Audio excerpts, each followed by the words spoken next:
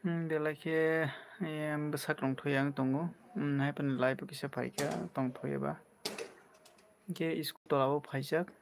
tongthoya phana kisa handa wngui tongma bar phaina hinai tei oro samung tok tang tongbai hingke bono nainani phaijak naidini rok bwskang shonibar oro program cholinai program o bumtai program nai ang basak sai mansuya angbo siyang khe hingke oroni borok rok pura hodani wngnai hinui sao yang kisa phainai phaikha state rok tangbaijak complete ongya kho masa samung khai tongkha hingke oro program o mwsamung rok tongoi pho ogre start rok wngmai hingke tei saimaya hingke mela rok wngnai sago borok swngnai mani oro mwsamung rok rwchapmung rok wngnai hinui sago oro hingke after time soi saimanai ang asuk committee ni borok rok malaya kho hingke siyata tabuk nai berai fai tui kisa naimani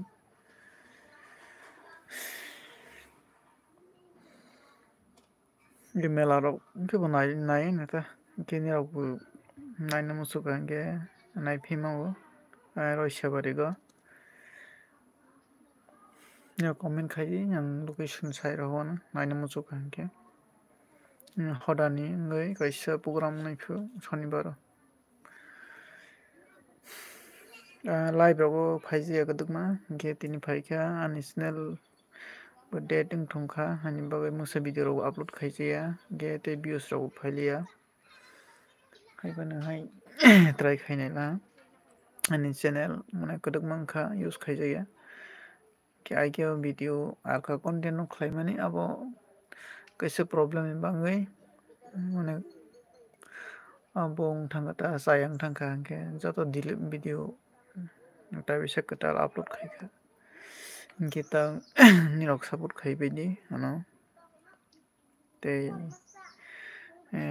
video nuk tongkha hingke support khlaidi tei subscribe bai khaidi logi rok hingke aswkna hambai jotono tini live arong paikha hambai logi rok.